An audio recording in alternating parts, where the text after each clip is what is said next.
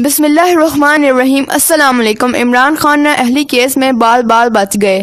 Supreme court میں وزیر اعظم عمران خان کی اہلیت سے متعلق فیصلے پر نظر ثانی درخواست کی سماعت ہوئی، جس کا فیصلہ سناتے ہوئے سپریم کورٹ نے دائر اپیل مسترد کر دی۔ تفصیلات میں جاننے سے پہلے اگر آپ نے ہمارے چینل کو سبسکرائب نہیں کیا تو اسے سبسکرائب کر لیں اور بیل آئیکن کو دبانا نہ بھولیں۔ وزیر اعظم عمران خان کی نااہلی کیس کی سماعت میں مسلم لیگ نون کے رہنما حنیف عباسی کے وکیل اکرم شیخ نے کہا کہ عمران خان نے عدالت سے کئی حقائق چھپائے، کاغذات نامزدگی میں غلط بیانی کی اور جمائمہ کے اثاثے ظاہر نہیں کیے۔ عمران خان نے ٹکڑوں میں دستاویزات فراہم کی جو غیر تصدیق شدہ اور ناقابل قبول ہیں۔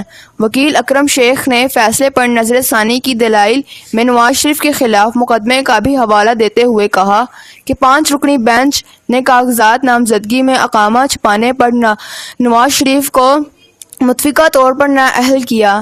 اس کیس میں 5 رکنی بینچ کا فیصلہ 3 رکنی بینچ پر لازم تھا۔ جسٹس عمر عطا بندیال نے کہا کہ پاناما اور عمران خان کیس کا موازنہ درست نہیں، ہر کیس کے اپنے حقائق ہوتے ہیں۔ چیف جسٹس نے کہا کہ اقامہ پر نااہلی 5 رکنی بینچ کی نہیں تھی بلکہ JIT تحقیقات کے بعد 3 رکنی بینچ نے نااہل کیا۔ اکرم شیخ نے کہا کہ سیاسی جماعت کے اکاؤنٹس کی پڑتال کے لیے الیکشن کمیشن کو عدالت نے 5 سال تک محدود کر دیا۔ چیف جسٹس نے کہا کہ اکاؤنٹس کی پڑتال کی قانون میں میعاد مقرر نہیں، 5 سال تک اکاؤنٹس کی پڑتال کا فیصلہ ہر سیاسی جماعت پر لاگو ہوگا۔ عدالت نے سب کے لیے یکساں پیمانے مقرر کیے ہیں۔ عدالت 5 سال کا وقت دینے کا موقف پر قائم ہے۔